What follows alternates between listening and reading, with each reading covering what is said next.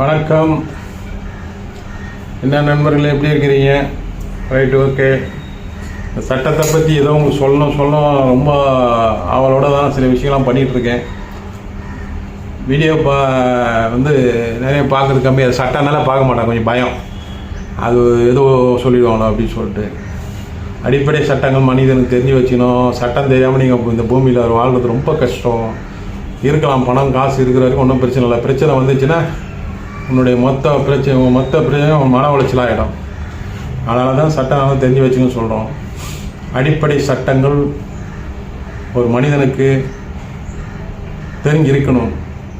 100% 100% உங்களுக்கு தெரிஞ்சிருக்கணும். தெரியாமலாம் இருக்கக்கூடாது. தப்பு. தெரியலன்னு சொன்னாலும் அது பெரிய தப்பு. ஏன்னா அதனால் வர பாதிப்பு நீங்கள் தான் அனுபவிக்க போகிறீங்க. அதனால் அந்த அடிப்படை சட்டங்கள், ஃபண்டமெண்டல் ரைட், அடிப்படை உரிமைகள் ஒன்று இருக்குது. இந்திய அரசமைப்பு 19 கோட்பாடில் சொல்லியிருக்காங்க. நீங்கள் புக்கு வாங்கி வச்சுக்கணும்.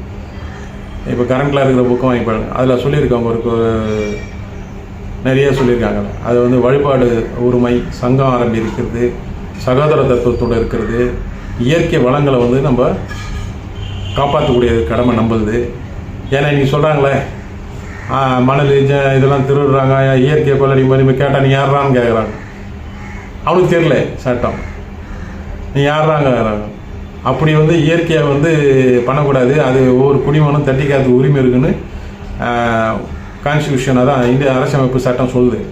அப்படி இருந்தும் இந்த நாட்டை ஆள்ற அதிகாரிகள் சட்டம் தெரியாமல் அந்த குடிமக்களே அங்கே கூட பக்கத்தில் கிராமத்தில் இருக்கிற அவங்களே நீ யாருன்னு சொல்லிட்டு அவங்க மேலே வழக்கை போட்டு அவன் அலைய வச்சு அழைக்க வைக்கிறாங்க. சுப்ரீம் கோர்ட்டில் நிறைய அதை பற்றி இதெல்லாம் இருக்குது.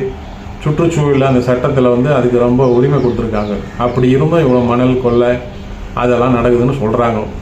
நம்ம ப்ரூவ் பண்ண முடியாது. எதுவுமே சட்ட ரீதியாக போய் பேசும்போது ஆதாரம் இல்லாமல் எதுவும் பேசக்கூடாது. ஆதாரம் இல்லாமல் பேசுனீங்கன்னா அது உங்களை நாளைக்கு உங்களை கேள்வி கேட்க ஆரம்பிச்சுக்குவோம்.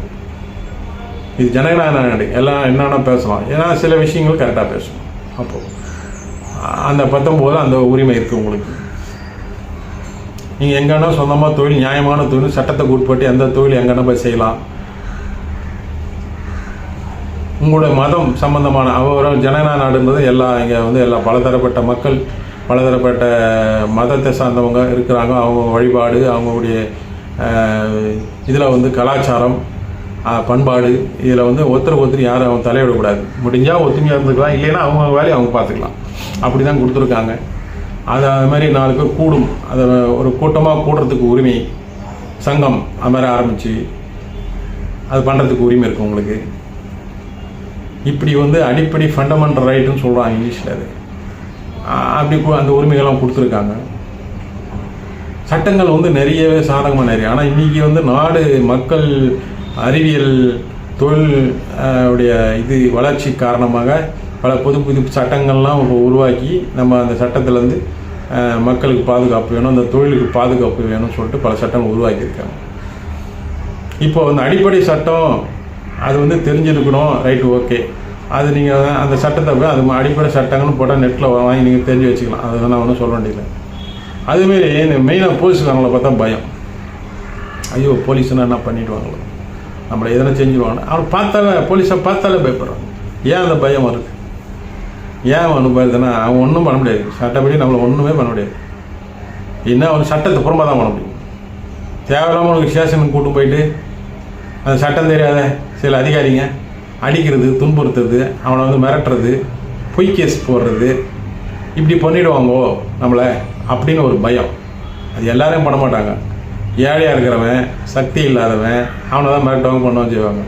அதே ஒரு பணக்காரனாக இருந்தால், ஒரு அரசியல்வாதியாக இருந்தால், ஒரு பெரிய அதிகாரியாக இருந்தால் பண்ண மாட்டாங்க. பயம். ஏன்னா சட்டம் தெரியும் அவங்களுக்கு. இவன் இப்படி போனால் சட்டத்தை கையில் எடுத்துருவான், நம்மளை வச்சுருவாங்க வேட்டு அப்படின்ட்டு. ஒரு காவல்துறை அதிகாரிக்கு என்ன அதிகாரங்கள் இருக்குது? ஒரு ஆய்வாளருக்கு எதாருன்னா ஒரு புகார் கொடுத்தாலும் அந்த புகார் வாங்கின ஒரு சிஎஸ்ஆர் முதல் அந்த ரசீது, ஏற்பு ரசீது, அந்த மனு ஏற்றுக்கொண்டதுக்கான ஏற்பு ரசீது, அந்த ரசீதை கொடுக்கணும். அதுதான் அடிப்படை கடமை. செய்கிறாங்களா? கிடையாது. கேட்டால் அப்புறம் வாங்க அப்படின்னு சொல்கிறது. நாட்டில் சட்டங்கள் போட்டு வச்சு நிறைய சுப்ரீம் கோர்ட் ஆர்டர்லாம் நிறைய இருக்குது. இப்படி தான் நடக்கணும். அது மாதிரி நடந்தால் எந்த பிரச்சனை வராது. அவங்களுக்கு என்ன வந்தாங்கன்னா சரி கொடுத்துருவோம். அதுக்கப்புறம் நீ விசாரணை வை. எது தப்பு எது உண்மை இவனா பண்ண தெரியுமா? இப்போ வேற மாதிரி யோசிக்கிறாங்க. அதனால தான் சட்டங்களை மாற்ற வேண்டியது. எதிராளி ஒரு கம்ப்ளைண்ட் கொடுப்பான்றது, அவங்க கொடுத்தாங்க கம்ப்ளைண்ட்டு, இப்போ நீ ஒரு கம்ப்ளைண்ட் கொடு அப்படின்னு, அப்புறம் நம்மள மாதிரி தப்பு சொல்லுவோம். அதுக்கப்புறம் உட்கார வச்சு காம்ப்ரமைஸ் பண்ணுவோம், கட்ட பஞ்சாயத்து பண்ணி விட்டுருவோம். இப்படி தான் நிறைய நடந்துட்டு இருக்கு. அப்போது பணம் எதனா கொடுத்துட்டு சரி பண்ணிட்டு வரவங்க வந்துடுவாங்க, இல்லை பரவாயில்ல நம்மளால் முடியாதுன்னு விட்டு வந்துடுவாங்க. ஆனால் சட்டம் இது சொல்லுதேன்னு அந்த சட்ட அறிவு நமக்கு இருந்துச்சுன்னா நம்ம அதை விட மாட்டோம். நம்ம உரிமை அது. நீங்கள் ஒரு விஷயத்தை ஓட்டினா அதுக்கப்புறம் இந்த பூமியில் நீங்கள் இந்த நாட்டில் வாழ்கிறதுக்கு தகுதி இல்லாமட்டாங்க. அதுக்கு சட்டப்படி தான் நம்ம நடக்கணும், விதி இருக்கும்போது அந்த சட்டத்தை தான் இப்போ ஃபாலோ பண்ணணும். நமக்குன்னு ஒரு சட்டம் இருக்கும், அது வேறு. நம்ம இயற்கை மனசாட்சி அது வேறு. அப்படி இருக்கு. அப்போது ஒரு ஆய்வாளருக்கு வந்து அதை விசாரித்து ஒரு எஃப்ஐஆர் முதல் தகவல் அறிக்கை போடணும், அவ்வளோதான் அவருக்கு வேலை. அதுக்கப்புறம் அவர் ஆய்வு செஞ்சு ரிப்போர்ட் எழுதி என்னை எதுவும் போயிட்டு நீதிமன்றத்தில் சப்மிட் பண்ண வேலை, நம்மளை நீதிமன்றத்தில் சப்மிட் பண்ணணும், நம்மளை எதுவுமே ஆஜரப்படுத்தணும்.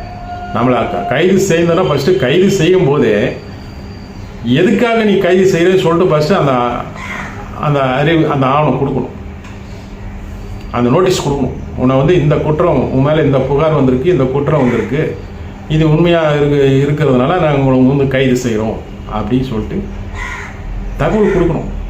அதுக்கப்புறம் அவர் அந்த யார் மேலே குற்றம் சுமத்தணுமோ அவர் வந்து அவருடைய வழக்கறிஞருடைய பார்க்கறதுக்கு பேசுறதுக்கு இல்லை அவர் சொந்த பந்தங்களுக்கு தகவல் கொடுக்கறதுக்கு அதை அனுமதி கொடுக்கணும். அப்படி கொடுக்கறது கிடையாது. உடனே செல்ஃபோனை பிடிங்கி வச்சுப்பாங்க, எதுவுமே கொடுக்காம உள்ள உட்கார வச்சுருவாங்க. அக்யூஸ்ட் மாதிரி சில பேர் சட்டை கேட்டு உட்காராங்க கீழே அப்படின்றது. இதெல்லாம் இவங்க பாவம் சம்பாதிக்கிறாங்க நம்ம இயற்கை சட்டத்தில். பாவம், அதெல்லாம் ரொம்ப தப்பு. சட்டம் தெரிஞ்சவங்களுக்கும் ஒன்றும் பிரச்சனை இல்லை, இது இங்கே போனால் இங்கே போய் இதை போய் பண்ணிவிடுவோம். சட்டம் தெரியாத பாமர மக்கள் வந்து அவங்க குடும்பம் அவனுடைய ஒரு வீட்டில் மனைவி தாய் தகப்பன் அண்ணன் தம்பிகளை எவ்வளோ பயம் இருக்கும். நம்ம அண்ணனை பிடிச்சி போயிட்டான், தம்பியை பிடிச்சி போயிட்டான், நம்ம வீட்டில் வந்து பிடிச்சி போயிட்டான், ஐயோ ஐயோ என்ன போதும் எதுவும் அவ்வளோதானா அவன் அப்படி கொடுத்துருவான், தூக்கு தானே கொடுத்துருவாங்களோ, அப்படி இப்படி கஞ்சா கேஸ் வச்சு போட்டுருவாங்களோ, எப்படி? ரெண்டாவது இந்த சொந்த பந்தம் அவமானம் வேறு, கௌரவம். இந்த நாட்டில் மனிதர்களுக்காக இருக்கிறாங்கன்னு சொன்னால் அந்த போலியான கௌரவம் போலியான அந்த வெட்டி கௌரவத்தினால தான் வாழ்ந்துருக்குறாங்க. அதில் போய் நீங்கள் நம்ம தொட்டுட்டோம் ஒரு வாட்டி உள்ளே போயிட்டுன்னா அவன் துணிக்கிறோம் எல்லாத்துக்கும். அந்த கௌரவம் அந்த மரியாதை சொந்த பந்தம் இந்த சமுதாயம் இந்த கலாச்சாரம் அந்த கட்டுப்பாட்டில் வாழ்கிற வரைக்கும் மனிதனை வந்து நீ வந்து கரெக்டாக மனிதனாக இருப்பான். நீ அது நீ அது எதில் கலங்கப்படுத்திட்டேன்னு சொன்னால் முடிஞ்சு போச்சு, அவ்வளோதான், கலங்கப்படுத்திட்டாங்க, இனிமேல் நம்ம ப்ரூவ் பண்ண முடியாதுன்னு சொல்லும்போது அவன் எல்லாத்துக்கும் தயாராக இருப்பான். இதுக்கு யார் காரணமாக இருக்கிறாங்கன்னா சட்டத்தை உபயோகப்படுத்துகிற அந்த அதிகாரிகள். அப்போ நீதிமன்றத்துக்கு எதுவுமே இவங்க வந்து நம்மளை அரெஸ்ட் பண்ண 24 மணி நேரத்தில் நீதிமன்றத்தில் ஆஜர்படுத்தணும். அது மாதிரி எல்லாத்தையும் பண்ணுறாங்களா? பண்ண மாட்டாங்க. சில பேர் 2 நாள் கூட வச்சுருக்காங்க ஸ்டேஷனில், அவன் பாட்டுக்கு எல்லாம் வேலை செய்யடான்னு அப்படி பண்ணுவோம். அவர் என்னன்னா அதிகாரம் பண்ணுவார் இன்ஸ்பெக்டர். அவர் அந்த பொறுப்பில் இருக்கிறீங்க, அந்த ட்ரெஸ்ஸில் இருக்கீங்கன்னு அவருக்கு அது தெரியும். அது மாதிரி பாதிக்கப்பட்ட நிறைய பேர் இருக்காங்க. அதனால தான் இவங்க மனுஷன் உஷாராக பார்த்துட்டு இருப்பாங்க. இன்ஸ்பெக்டர் நம்மளோட இதாக இருப்பாங்க, உள்ளே கொஞ்சம் பயம் இருக்கும், ஆனால் வெளியே காட்டிக்க மாட்டாங்க. அது செவ்வாய் இல்லை, செவ்வாய் அதிகம் இல்லை. நாட்டில் குற்றங்கள் வந்து குறைஞ்சி நேற்று சுதந்திரம் வாங்கும்போது எவ்வளோ ஸ்டேஷன்ஸு எவ்வளோ காவலாளர் இருந்தாங்க, இன்றைக்கி வந்து எவ்வளோ பேர் இருக்காங்க. அப்போ குற்றம் வளர்ந்துருக்கா கம்மியாக இருக்கா? குற்றம் கம்மியாக இருந்தால் ஸ்டேஷன் கம்மியாக இருக்கணும், இல்லை ஸ்டேஷனுக்கு அதிகமாக இருந்தால் குற்றம் கம்மியாக இருக்கணும். இல்லை, எதுவுமே நடக்கலை. ஏதோ ஒரு அரசியல், யாரோ நம்ம அதிகாரத்தை நம்ம தெரியாமல் கொடுத்துட்டு அந்த அதிகாரத்தை வச்சு நம்மளை அதிகாரம் பண்ணுறாங்க. இப்படி தான் நடக்குது. இந்த அளவு புரியறது கூட யாரும் பொதுமக்களுக்கு இல்லை. ஓட்டு போட்டால் முடிஞ்சு போச்சு, அவ்வளோதான். அவன் என்ன செஞ்சாலும் நம்ம கேட்டுக்கலாம். அவங்க இந்த போலீஸ் நம்ம வரி பணத்தில் சம்பளம் வாங்கிட்டு அவங்க என்ன பண்ணுறாங்க, அரசியல்வாதியை வந்து தவறாக அவங்க பயன்படுத்துகிற அவங்க போகிற வழிகளை இவங்க உடனடியாக இருக்கிறாங்க. ஏன்னா இவங்க வசதி வாய்ப்பெல்லாம் உருவாக்கிக்கிறாங்கல்ல, அதிகாரத்தில் வந்து அவனை தற்காத்துக்கிறாங்க. நிறைய நடக்குது. ரெண்டாவது சரி, நம்ம நீதிமன்றம் தான் கோயில், கடவுள் இருக்கிற இடம், ஜட்ஜி தான் நம்ம கடவுள். அங்கே போகும்போது இந்த வழக்கு எப்போ முடியும்னு தெரியாது. இந்த சட்டப்படி தான் எல்லாமே நடக்கணும்னு விதி இருக்கு. அப்போது இந்த வழக்கு எத்தனை நாள் முடிக்கணும்னு ஒரு இதே இல்லை. வாய்தா எத்தனை வாய்தா போடணும் இல்லை. ஆனால் நான் அந்த கேஸுக்கு வரானே உண்மையில பாதிக்கப்படலான்னு எத்தனை வருஷம் கழிச்சு ப்ரூவ் பண்ணுறது? அப்போ இத்தனை நாள் கோர்ட்டுக்கு வந்தது போனது, அவன் மன உளைச்சல், அந்த கவலைப்படும் போது அதனால் அவன் உடல் உறுப்புகள் கெட்டு போய் மன இதாகி அவனோட குடும்ப முன்னேற்றத்தை வந்து மேம்படுத்த முடியாமல் போகிறது, அவன் மனைவி, இதெல்லாம் வந்து கவலை. கோர்ட்டு போலீஸ் இதெல்லாம் ஒருத்தனுக்கு வந்து பாமர மக்களுக்கு அந்த பிரச்சனை அவன் மனசில் பதிஞ்சிச்சுன்னா பயங்கர பயந்தாங்கோலிங்க, அது ஒரு வியாதியே உருவாயிடுது. இதெல்லாம் வந்து ஜட்ஜிங்க மாண்புமிகு நீதிபதிகள்லாம் வந்து கண்காணிக்கிறாங்களா இல்லையா தெரியல. அவங்களுக்கு ஒரு பயம். நீதிபதிகள் பெரிய பெரிய அரசியல்வாதிங்க அமைச்சருங்கள்லாம் இருக்காங்க, அவங்க கீழே தான் இருக்காங்க, இவங்களும் ஒரு உதவி போகிறாங்க, அவங்க ஒரு அண்டர்ஸ்டாண்டிங் வேறு மாதிரி நடக்குது. அப்போ அவங்க ஒரு பயம், ஏதோ இது பண்ணுறதா அது செய்யுதா இப்படி செய்யுதா. எப்படி தான் நம்ம மக்கள் இப்போ வந்து வாழ்கிறது? சட்டப்படியாக வாழ சொல்கிறாங்க, சட்டங்களை ஏற்றுறீங்க, மக்களுக்கு தான் நல்லது சொல்கிறாங்க, மக்களுக்கு தான் செய்யணுன்றீங்க, மக்கள்கிட்ட தான் அதிகாரம் வாங்குறீங்க, மக்கள்கிட்ட தான் வரி பணம் வாங்குறீங்க. அப்போ என்ன செய்கிறீங்க? மக்கள் தான் அங்கே போராட்டம், எல்லாத்துக்குமே போராட்டம், எல்லாத்துக்கும் அதுக்கு செய்யறதுக்கு ஆள் வச்சிருக்கு. அந்த வேலை செய்யறதுக்கு மறுபடியும் போராட வேண்டியது இருக்குது. இப்படி தான் போராட்ட வாழ்க்கையே போராட்டமாக இருக்குது. நம்ம வேலை உண்டு, நம்ம இருக்குது, நமக்குன்னா அரசாங்கம் இருக்குது, வரி பணம் கட்டுறோம், எல்லாம் சம்பளம் வராங்க, அவங்க வேலை செய்யும், போலீஸ் வேலை செய்யும், துப்புரவு பணியாளர் துப்புரவு பணியை செய்வாங்க, சுகாதார அதிகாரம் சுகாதார வேலை செய்கிறாங்க, அவங்க சட்டப்படி வேலை செய்கிறாங்க, நம்ம கொடுக்குற வரி பணத்தில் அவங்க சம்பளம் வாங்குறாங்க, நமக்கு செய்ய வேண்டிய வேலை அவங்க செய்கிறாங்க. அப்படி நம்ம வந்து நினச்சிட்டு இருக்க முடியுமானா முடியாது. அது அதுக்கு போகிற காசுலாம் போய் தான் இருக்குது. அது எங்கே போகுது ஏது போகிறதில்லை, அவன் செய்யறதில்லை, அவன் கடமையை அவன் செய்யறதில்லை, கடமையும் செய்யறதில்லை.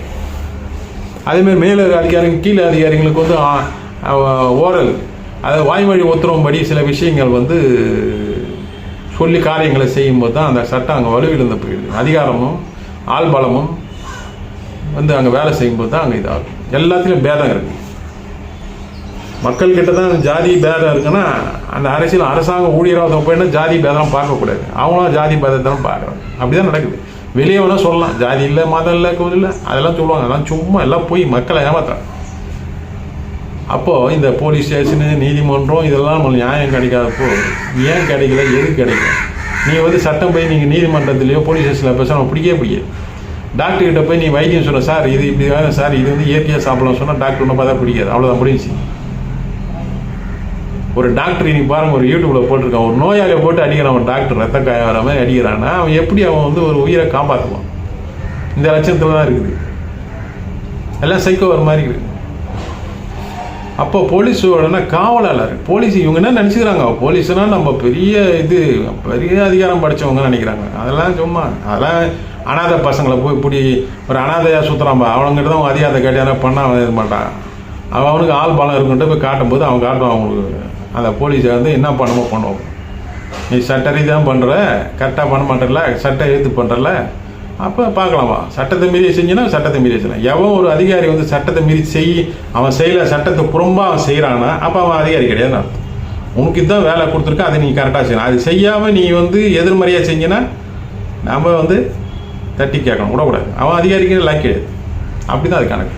அது தைரியமாக கேட்கணும். அதை கேட்கறது கூடல ஜனங்க மக்கள் நம்ம வீட்டில் இருக்கிறவங்க பயம் காட்டி விட்டுருவாங்களே, மெயினாக பயம் காட்டி விட்டுருவாங்க. போலீஸை பறிச்சுக்காத, அப்படி பண்ணாத. அதேமாதிரி கோர்ட்டுக்கு போனால் இதெல்லாம் பேசக்கூடாது, இதெல்லாம் சொல்லக்கூடாது அப்படின்னா நீ என்ன பண்ண, ஐயோ இன்னும் தெரில பாரு, எல்லாம் சோட்டு கூட்டு போட்டு பயங்கரமாக நிற்கிறாங்க, பெரிய பெரிய ஆளாக நிற்கிறாங்க, இன்னும் தெரில இவனுக்கு அங்கே என்ன நடக்குதுன்னு புரியாது. அதுக்கு தான் சட்டம் தெரியணும் என்ன நடக்குது.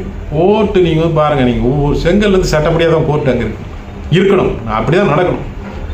இத்தனை மணி தான் கோர்ட்டு திறக்கணும், இப்படி தான் வாதம், இப்படி தான் வரணும், இப்படி தான் பண்ணணும், இப்படி தான் பேசணும் அப்படின்னு இருக்குது. சட்டம் எல்லாமே சட்டப்படியாக இருக்குது. இவ்வளோ சட்டம் தெரிஞ்சவும் எல்லாம் இருக்குது. நீதிபதிகள் பாதுகாப்பு சட்டம்னு ஒன்று இருக்குது, வழக்கறிஞர் பாதுகாப்பு சட்டம்னு ஒன்று இருக்குது. வழக்கறிஞர்களுக்கே பாதுகாப்பு பாருங்கள். அப்போ நமக்கு என்ன பாதுகாப்பு இருக்குது? என்ன பாதுகாப்பு இருக்குது? ஒன்றும் பாதுகாப்பு கிடையாது. இப்போ வந்து ஒரு 100 கிராம் கஞ்சா அவன் பாக்கெட்டில் வச்சு கேஸை போனால் போட்டு போயிடலாம். நீ ஏன்னா ஒரு வண்டியை விட்டு பார்க்கிங் போட்டு ஒரு கடைக்கு போயிருப்பேன், உன் மேலே கரங்கரமாக வச்சுருப்பான். போலீஸோட வேலை தான், நீ சட்டம் பேசிட்ட, உன்னை எது பேசிட்ட, என்ன கேட்ட, உன்னை கரம் வச்சுருவான். அவ்வளோதான், கரம் வச்சுட்டு எப்படா பழிவாங்கலாம் பார்த்துருப்பான். ஒரு வண்டி எதுவும் ஒரு மனைவி கூட போகிறேன், ஒரு ஷாப்பிங் போகிறேன், வண்டி விட்டு போனால் வண்டியில் எதுவும் 100 கிராம் கஞ்சாவோ ஏதோ ஒன்று வச்சுட்டு மூளை பொய் வழக்கு போகிறதுக்கு வாய்ப்பு இருக்குது. கேஸை போகிறது அவன் வேலை முடிஞ்சிடும். அதை ப்ரூஃப் பண்ணுற நம்ம தான் ப்ரூஃப் பண்ண வைக்கல, நீ எப்படி ப்ரூஃப் பண்ண முடியும்? இப்படி தான் சட்டங்கள் இருக்குது. அப்படி இருந்தும் அது மாதிரி பண்ணாமல் இருக்கானா அவனுக்கு ஒரு பயம். பொதுமக்கள் நம்ம செய்யாத தப்பு நம்ம அவங்க மேலே பழி சுமத்தினா நாளைக்கு ஆக்ரோஷமானால் நம்மளை எதனா பண்ணுவாங்க. ஏன்னா அவன் டிபார்ட்மெண்ட்டு அவன் போலீஸு நாளைக்கு அவனுக்கு காப்பாற்றாது. தப்பு பண்ணால் அவங்களுக்கு தெரியும். நம்மளோட போலீஸ் தப்பு பண்ணது போலீஸுக்கே தெரியும். அதெல்லாம் ரொம்ப பயமாக இருக்கும். நாளைக்கு நம்ம தனியாக போகிறோம், இவன் பப்ளிக்கு நாளைக்கு நம்மளை என்னென்ன பண்ணிட்டு போகிறோம், அந்த பயம் அப்படியே அந்த பயம் இருக்கனால அவங்க அந்த சட்டத்தை மேலேயே பட்டும் படாமல் துட்டும் தொடாமல் ஓடிக்கிட்டு இருக்காங்க. இப்படி தான் நடந்துன்னு இருக்கு. அதனால இங்கே அடிப்படை சட்டங்கள் தேவை. நிறைய காவலாளர் பார்த்தீங்கன்னா அடிப்படை சட்டங்களே தெரியாது. ஏதோ ட்ரைனிங் போனாங்க, ஏதோ படித்தாங்க, வந்தாங்க, அந்த இன்ஸ்பெக்டர் லெவலில் சில விஷயங்கள்லாம் படிச்சிருப்பாங்க, வந்திருப்பாங்க, அப்படியே பண்ணிட்டு அப்படியே ஓட்டிருக்காங்க. இப்போ படித்து நல்லா எஜுகேட்டடாக வராங்க. நல்லா படித்து ஒரு IAS IPS ரேங்கில் வரவங்களாம் அவ்வளோ ஹாஷாலாம் பண்ண மாட்டாங்க. எது பண்ணாலும் சைலண்ட் கில்லராக சட்ட ரீதியாக அவங்க தப்பிக்கிற மாதிரி தான் பண்ணுவாங்க. அது மாதிரி எல்லா விஷயம் நடக்குது. இப்போது அது நடக்க தான் செய்யும். நாடுன்னு இருந்தால் இது மாதிரி தப்பு ஆனால் இது நம்ம தற்காத்துக்கணும், அதை காப்பாற்றணும். நீ நினைக்கிற நம்ம வீடு நம்ம சொத்து இது ஒரு தான், அதெல்லாம் கிடையாது. இது நம்ம நாடு மொத்தம், நாட்டையே காப்பாற்ற வேண்டிய கடமை நமக்கு இருக்குது. அதை நம்ம நாட்டை நம்ம காப்பாற்றுறதும் இவங்களெல்லாம் வச்சுருக்கிறோம். சட்ட ரீதியாக சில நிர்வாகங்களாக வச்சு அவங்களுக்கு நம்மளோட வரி பணத்தில் அவங்களுக்கு சம்பளம் கொடுத்து சில அவங்களுக்கு அதிகாரங்களை கொடுத்து சில கோட்பாடுகள் விதிகள் வகுத்து கொடுத்துருக்கோம். அப்படி தான் நடக்கணும்னு சொல்கிறோம். அது என்னதுன்னு இப்போ வெள்ளக்காரன் ஆட்சி ஆண்ட காலத்தில் பார்த்தீங்கன்னா அதோட பாலிசிலே இன்னும் இருக்கிறாங்க ஜனங்க. அதில் வெளிப்பட்டு வரணும். இது இந்தியா, சுதந்திரம் பெற்ற இந்தியா, இது ஜனநாயக நாடு. எதையும் பேசுறதுக்கு இங்கே உரிமை இருக்குது. இந்த சட்டப்படி, இந்திய அரசமைப்பு படி, இந்திய சாட்சி சட்டப்படி நீ இதை மீறி நடந்து என்ன தப்பு பண்ணி மக்களை பழி வாங்குறதோ இல்லைன்னா தவறு பண்ணியோ கடமையில் தவறுனா அவனுக்கு அந்த இயற்கை ஆற்றல், அந்த பிரபஞ்ச ஆற்றல், அந்த இறை ஆற்றல் உங்களை பல பிரச்சனைகளுக்கு உங்கள் குடும்பத்தையும் உங்களுக்கும் அதை பண்ணுவாங்க. அந்த இறைவன் பார்த்துப்பார். அதை நம்ம எதுவும் சொல்ல வேண்டியதில்லை. ஆனால் நீ சட்டப்படி போனால் நீ கரெக்டாக, ஆனால் நீதி லேட்டாக தான் வரும். ஆனால் அது உனக்கு சாதகமாக வரும், நேர்மையாக இருக்கும், கரெக்டாக. இப்படி தான் வாழ்க்கையில் மக்கள் போராடிட்டு இருக்காங்க. அந்த போராடுறது கூட கரெக்டு. ஆனால் அந்த சட்டம் தெரிஞ்சு போராடணும். வழக்கறிஞர்கிட்ட போனால் அவர் என்ன பண்ணால் அவர் இருக்கிற பொழுது பயம் காட்டி விட்டுறாரு. அது அப்படி இது இப்படி எங்கெங்கே தப்பு நடக்குது பாருங்க. எனக்கு தெரிஞ்சு நான் நிறைய நீதிமன்றம் பாருங்க. ஒரு வழக்கறிஞர்கிட்ட போனால் போயிட்டு கேட்டேன்னா அது அப்படியா, அது ஏன் இப்படி பண்ணுறீங்க அப்படி பண்ணுறீங்க விஷயண்டிங்க, இது முடியாது, இது பெயில் எடுக்க முடியாது, அதெல்லாம் போகணும், ஜட்ஜிக்கு கொஞ்சம் ஒரு கட்டிங் கொடுக்கணும், கீழே இன்டர்பிரட்டர் அவரை வச்சு தான் பேசணும், அவர் பிஓராக இருக்கார், அவர் இங்கே வருவார், ஜட்ஜி இங்கே பேசி இது பண்ணலாம் செய்யணும் அப்படின்னு சொல்லுவாங்க. ஜட்ஜெல்லாம் கேட்டுக்க மாட்டார். இடையில இருக்க புரோக்கர் திறக்கிறவரை பார்த்து இவங்க இதெல்லாம் வேலையை பார்ப்பாங்க. அப்போ நம்ம என்ன நினைப்போம், ஐயோ நீதிபதி வாங்குறாரு, ஐயோ காசு வாங்கினா அப்புறம் எப்படி தான் அப்படின்ற மாதிரி மக்களுக்கு மனசில் நிறைய பேருக்கு பதிவு வச்சுருக்காங்க. ஆனால் தான் இன்றைக்கி நீதிமன்ற கேஸ் நிறைய போகிறதெல்லாம் தெரியுமா, அங்கே போய்ட்டு கேஸ் ஜெயிச்சுன்னுவோம் வந்துடுவாங்க கிடையாது. அவனை பழி வாங்கணும், கோர்ட்டில் கேஸ் போட்டால் வாய்தாவை போட்டு 20 வருஷம் தள்ளிடுவாங்க. அதுவே பெரிய பனிஷ்மெண்ட். முடிஞ்சா 20 வருஷம் கழிச்சு அவங்க வக்கீல் ஃபீஸ் வாங்கி அவர் நல்லா கொளுத்து போய் லாஸ்ட்டாக உட்காந்துட்டு நமக்கும் வயசாகிடும். அதுக்கப்புறம் ஒரு பஞ்சாயத்து பண்ணி முடிச்சு விட்ருவோம். முடிஞ்சு போச்சா? இதுதான் நடக்குது. அப்போ நீ அடிப்படை சட்டங்கள் தெரிஞ்சதும் உங்களுக்கு அந்த சட்ட ஆலோசனை கரெக்டாக தெரியும். வழக்கறிஞர் தான் வரும். வழக்குரைஞர் 2 வேலை நடக்குது. ஒன்று வழக்கு அறிகிறாரு, அறிஞ்ச அப்புறம் இந்த நீதிமன்றத்தில் உரைக்கிறாரு. ஆனால் பிரச்சனை நமக்கு தான் தெரியும். அவர் உரைக்கிற அந்த சட்டப்படியான உரையை அவர் எதனா தவறு பண்ணால் கூட அது நம்மளை தான் பாதிக்கும். அதுக்கு தான் நம்மகிட்ட அஃபிடேவிட்டில் கையெழுத்தெல்லாம் வாங்குறாரு, வக்காலத்து கையெழுத்து. அவர் தொழில் பண்ணுறார். அவரை அக்கறையாக நம்ம மேலே எப்படின்னு சொல்ல முடியாது. அதே மாதிரி அவர் ரொம்ப அறிவியலையாக புத்திசாலியாக எப்படி நம்ம சொல்ல முடியும்? யார் சர்டிஃபிகேட் கொடுக்குறாங்க? ஒரே சட்டம் தான் எல்லாம் வக்கீல் படிக்கிறாங்க. எல்லாரும் வக்கீல் வாதாடுறாங்களா? இல்லை எல்லாம் அறிவாக சொல்கிறாங்களா? கிடையாது. இப்படி பல முரண்பாடுகள் நம்ம சுற்றி இருக்குது. அப்போ அடிப்படை சட்டங்களை தெரிஞ்சிருக்கு. அதுக்கு தான் நம்ம சொல்கிறது, இந்த சட்டங்களை தெரிஞ்சு வச்சுங்க, இப்படியெல்லாம் நம்மளை சுற்றி நடக்குது அப்படின்னு சொல்கிறது. ஒரு பெயில் அடிக்கிறதுக்கு எவ்வளோ காசு அப்படின்னு ஒரு கணக்கு இல்லை. குற்ற விசாரணை முறை சட்டம், இந்தியன் கான்ஸ்டியூஷன் ஒன்று இருக்குது, சிஆர்பிசி இருக்குது, சிபிசி இருக்குது, இந்தியன் எவிடன்ஸ் ஆக்ட் இருக்குது. அதுக்கு சில சட்ட திருத்தங்கள்லாம் பண்ணியிருக்கிறாங்க அமெண்ட்மெண்ட்டில். அது மாதிரி தான் நம்ம வந்து அங்கே வந்து பண்ணணும். அப்போது இது எவ்வளோ ஃபீஸு, யார் நல்ல வக்கீல்? ஒரு சின்ன ட்விஸ்ட் பண்ண நீங்கள் சிந்திச்சு பாருங்கள், ஏன் சிந்தனைக்கு வருது. இன்றைக்கி நம்ம நாட்டில் பெரிய அட்வொகேட், கவர்மெண்ட் அரசாங்கத்துக்கு ஆலோசனை சொல்லக்கூட இந்த அட்வொகேட் ஜெனரல்னு சொல்லிட்டு இருக்காங்க. அட்வொகேட் ஜெனரலாக இருக்காங்க, அவங்க தான் ஆலோசனை கொடுக்குறாங்க. அதுபடி தான் அரசியல்வாதிங்க செய்கிறாங்க. அவங்க அரசியல்வாதிங்க சீஃப் செக்ரட்டரி மூலம் எல்லா ஐஏஎஸ் கொடுத்து இந்த விஷயம் செய்கிறாங்க. ஒரு காவேரி நீதி ஆணையெல்லாம் நடந்தது தெரியும், கேட்டுங்க. அதில் வந்து ராம்ஜெத் மலானியெல்லாம் வந்தார். அப்போது அவர் வந்து லட்சங்களில் வந்து பல லட்சங்களில் சம்பளம். அப்போது நம்ம அட்வொகேட் ஜெனரல் வந்து அவ்வளோ அறிவியல்னு அர்த்தமா? எப்படி அரசாங்கம் ஒரு ப்ரைவேட் அட்வொகேட் வைக்குது? எல்லாம் யோசிச்சு பாருங்க. அப்போ என்ன நடக்குதுங்க? பல அமைச்சர்களை குற்றம் செய்கிறாங்க, குற்றம் பண்ணாங்க. அமைச்சருக்கு அவங்க வந்து ஒரு ப்ரைவேட்டாக ஒரு அட்வொகேட் வேணும், ஒரு 1 ஹவருக்கு இத்தனை லட்சம் இத்தனை கோடின்றாங்க. என்ன நடக்குதாங்க? என்ன இருக்குது? சட்டத்தில் இருக்குது, உண்மையை எடுத்து சொல்லணும், அவ்வளோதானங்க. அதை எடுத்து போய் முறையாக சொல்லணும், ரெக்கார்டாக சொல்லணும், கரெக்டாக சொல்லணும், வேறு ஒன்றும் கிடையாது விஷயம், இவ்வளோதாங்க. இப்படி இவ்வளோ விஷயம்லாம் இருக்குது. அதெல்லாம் நோண்ட பார்த்தீங்கன்னா ரொம்ப மனசு வருத்தமாக தான் இருக்குது. எப்படி சட்டத்தை இன்றைக்காவது தகவல் தொடர்புத்துறை இவ்வளோ தூரம் வந்ததுனால மக்களுக்கு எல்லாமே ஓரளவுக்கு தெரிஞ்சிருக்கு போயிருக்கு. அப்படி மக்களை வந்து அவங்க பார்க்குறாங்க, மக்களை வந்து அப்படியே இருக்கணும், அவங்க நிலையில் இருக்கணும், முன்னேறி வரக்கூடாது. முன்னேறி வந்துன்னா நேரத்தை செலவிடுறது தயாராக இருப்பான். அப்போ பிரச்சனையை வழக்கம் நிறைய வைப்பான். நேரம் கரெக்டாக டைட்டாக வச்சுருந்தேன்னு வச்சுக்க, அவன் வந்து ஒரு ஸ்டேஷனுக்கு ஒரு ஐடியில் வேலை செய்கிறான், 2 நாள் அலைய விட்டனா போனால் 2 நாள் சம்பளம் போச்சு, உழைப்பு போச்சு, கம்பெனியில் கேட்டுக்கிறாங்க, என்னன்னு கேட்டோம், போய் சொல்லின்னு இருப்பாங்க. இல்லை போலீஸ் கேஸ் என்ன, போலீஸ் கேஸ் ஆச்சு, உடனே வேலைக்கு விட்டு தூக்கிவிட்டோம், பயந்துக்கிட்டு இன்ஸ்பெக்டர் ஐயா நான் இங்கே வேலை செய்யணும், ஐயா என்னை காப்பாற்றுங்க செய்யும் அப்படின்னு சொல்லிட்டு ஒரு 50,000 1 லட்சம் கொடுத்துட்டு முடிச்சுன்னா ஏதாவது எழுதி முடிச்சு விட்டு போயிடும். இப்படி தான் நடக்குது. அப்போது நாட்டை பற்றியும் நாட்டோட முன்னேற்றத்தை பற்றியும் சிந்திக்கக்கூடாத அளவுக்கு மக்களை வந்து முட்டாளாக ஆக்கின்னு இருக்கிறாங்க. இன்னைக்கு இந்த சட்டத்தை எப்படி பந்தாட முடியுமோ அப்படி பந்தாடிட்டு இருக்காங்க. மக்களுக்கு வந்து பாதுகாப்பு இல்லை. ஆனால் தான் எல்லாமே சட்டம் தெரிஞ்சு வச்சுங்க. என்ன பாதுகாப்பு இருக்குது நான் கேட்குறேன்? பாதுகாப்புலாம் கிடையாது, ஒன்றுமே கிடையாது. பாதுகாக்காது. ஓட்டு கேட்கும் போதும் ஒன்றும் பாதுகாப்புலாம் ஓட்டு கேட்டு வராங்க. நீங்கள் ஓட்டு போட்டு அதிகாரம் கொடுத்துன்னு அவர் பாதுகாப்பு, எதுக்கு அவர் பாதுகாப்பு போட்டு அவ்வளோ பாதுகாப்பு போட்டுக்கிறாங்க? ஒரு அமைச்சர், ஒரு முதலமைச்சர், ஒரு பெரிய பெரிய அமைச்சருங்களாம் இருக்காங்க. எதுக்கு பாதுகாப்பு உங்களுக்கு? இவங்க தான் நாட்டு ஓட்டு போட்டு தேர்ந்தெடுத்துருக்காங்களே. சரி பாதுகாப்பு வச்சும் ஓரளவுக்கு வச்சிங்க.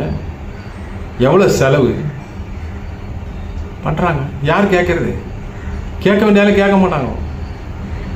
ஒரு அரசு ஊழியர் ஒருத்தர் தப்பு பண்ணுறான்னு யோசிக்கிறான், சும்மா தப்பு பண்ண மாட்டான். தெரியாதவங்க சின்ன பாவம் 1000 லஞ்சம் வாங்கி மாட்டிக்கிறாங்க. ரைட்டாக பெரிய அதில் வச்சுங்க. இந்த வேலை செஞ்சு நம்ம ரிட்டையர்ட் ஆகி நம்ம சாவ வரைக்கும் பென்ஷன் வர கணக்கெல்லாம் மொத்தத்தையும் போட்டு பார்ப்பான். சரி ஒரு 5 கோடி 10 கோடி சம்பாதிப்போமா, ஒரு 50 கோடி வந்தாலும் போனோம், அந்த தப்பை தைரியமாக பண்ணிட்டு போயிட்டே இருப்போம். அப்படி தான் பண்ணுறாங்க. இவங்களாம் ஒரு சங்கம் வச்சுருக்காங்க, தற்காத்துக்கிறதுக்கு, சட்டத்தை வளைக்கிறதுக்கு, அதிகாரத்தை வளைச்சி மக்கள் மேலேயே துன்பத்தை திணிக்கிறதுக்கு பண்ணுறாங்க. அப்போ நம்ம சட்டம் தெரிஞ்சிருக்கணும். சட்டம் தெரிஞ்சிருக்கணும். ஒரு மாவட்டத்தை நீங்கள் அழிக்கணும்னா வேற ஒன்றும் தேவை. ஒரு கலெக்டரு, ஒரு தாசில்தார், ஒரு விஓ, ஒரு நீதித்துறையை சேர்ந்த மாவட்ட நீதிபதி, ஒரு படம் கூட வந்திருக்கும், அத்திப்பட்டுன்னு ஒரு படம். அது மாதிரி இவங்கெல்லாம் ஒன்றா சேர்ந்துட்டான்னு வச்சுங்க, முடிஞ்சு வச்சுக்காத. அவங்கள மாரி நீ எதுவும் பண்ண முடியாது, நடக்காது. அவ்வளோதான். நீ வந்து விதியின் கர்மா நினச்சிட்டு போக வேண்டியது தான். நீதித்துறையும் நிர்வாகத்தோடும் தனித்தனியாக இருக்கணுன்றாங்க. நீதித்துறை அரசோட வந்து சேர்ந்து இருக்கக்கூடாது. ஏன்னா அரசு தவறு பண்ணுற விஷயத்தை தான் நம்ம நீதிமன்றத்தில் போய் சொல்லும்போது இப்போ அதுவும் அரசாங்கத்தோடு சேர்ந்து அவங்கள மீறி என்ன பண்ணுவோம்? நீதிமன்றம் வந்து உனக்கு ஆணையிடம், உத்தரவு கொடுக்கும், அவ்வளோதான். நியாயம் கொடுக்குதா? டவுட்டு தான் அப்படின்ற கண்டிஷனில் மக்கள் பேசிக்கிறாங்க. தீர்ப்பு தான் கொடுக்குது. ஓ இது நடந்தது அப்படி தான் இருக்குது. நிறைய இருக்குது. அதெல்லாம் நோண்டா பெரியாது. அது நம்ம நாட்டுக்கு அதுக்கெல்லாம் ரொம்ப கேடு.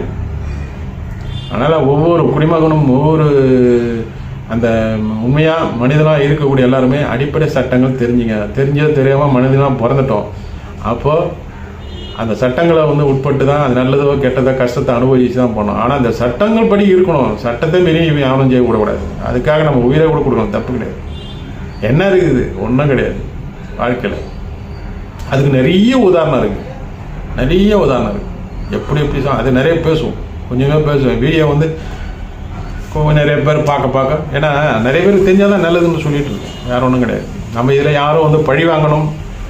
இப்பயும் நான் சொல்கிறேன், யார் சட்டப்படி என்னை அறிவிக்க எட்டவரை இந்த அரசாங்கம் எனக்கு சட்ட அறிவு ஊட்டிய எவ்வளவோ அந்த அளவுக்கே என்னுடைய இந்த வீடியோவில் பதிவு செய்கிறேன். இதில் எந்த ஒரு குற்றமோ இல்லை என்று நான் நினைக்கிறேன். பொதுமக்கள் பல சட்ட பிரச்சனைகள் இன்னலாக இருக்கின்ற காரணத்தினால் அது விழிப்புணர்வு உண்டாக்கணும் அப்படின்ற ஒரு கடமையும் பொறுப்பும் எனக்கும் இருக்குது என்றதனால் சட்டத்தினால் சட்டப்படியால் நான் இந்த வீடியோவை பதிவு செய்து கொண்டிருக்கிறேன். ஏன்னா இந்த சட்டத்தை எடுத்து பேசுகிறவங்க ஒரு அட்வொகேட் பேசுவாங்க, எங்களை மாதிரி ஆள் வந்து பேசுவாங்களா?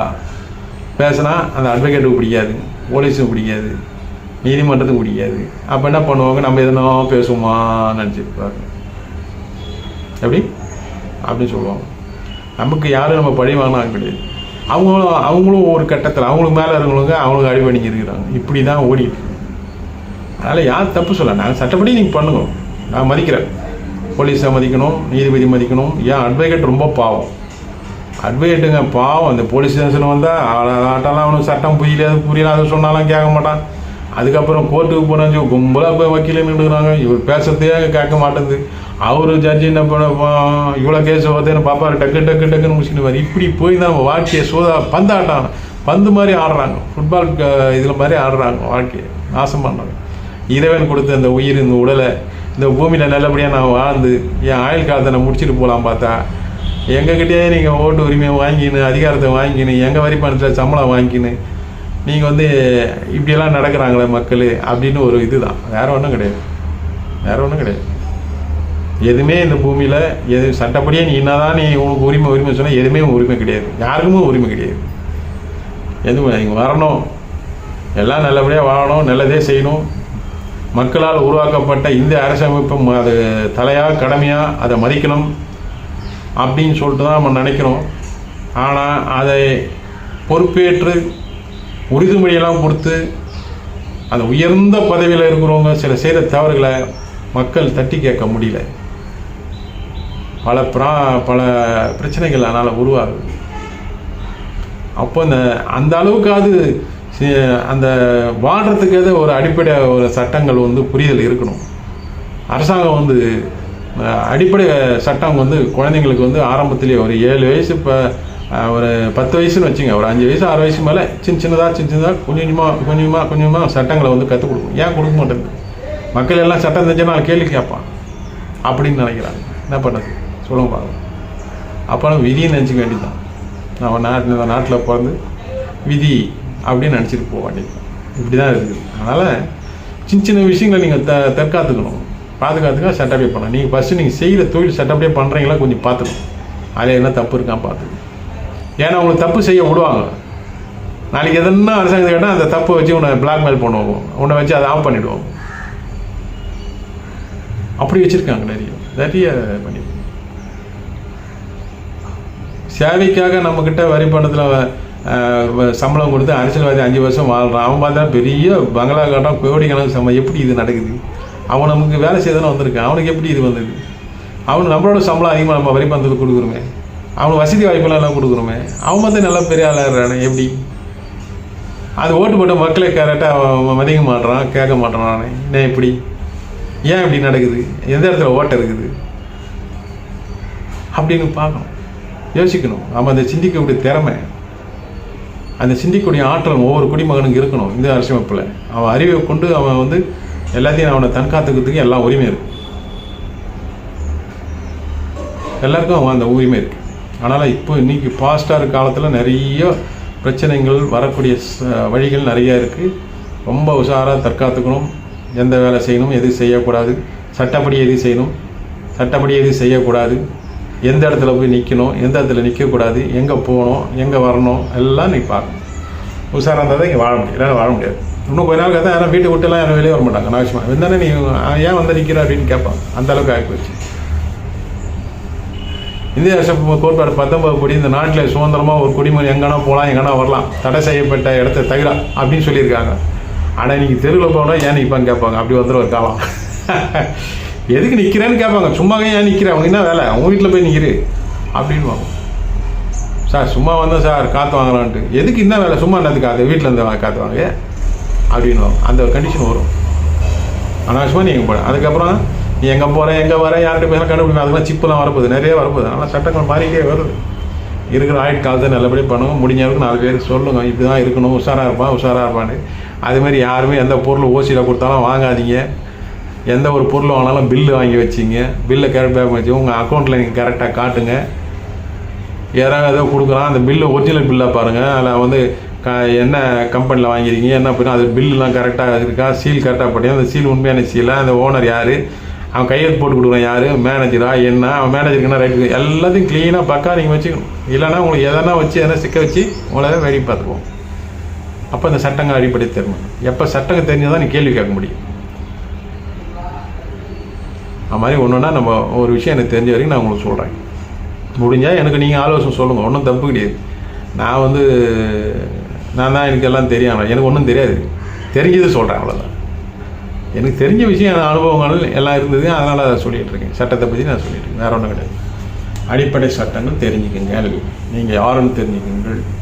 இயற்கை சட்டம்லாம் தெரிஞ்சுங்க. இயற்கை சட்டம்லாம் இது புக்கு கிடையாது. இயற்கை நீ வாழ்றது மனசாட்சி கட்டு போட்டு வாழ்றது தான். மனசாட்சி தான் உனக்கு சட்டம். அதுபடி நடக்கிறது தான் விதிகள். நியாயம், மனசாட்சி, மனித இனம், கலாச்சாரம், பண்பாடு, இதுதான் இயற்கை சட்டம். அவ்வளோதான், வேற ஒன்றும் கிடையாது. நன்றி, வணக்கம்.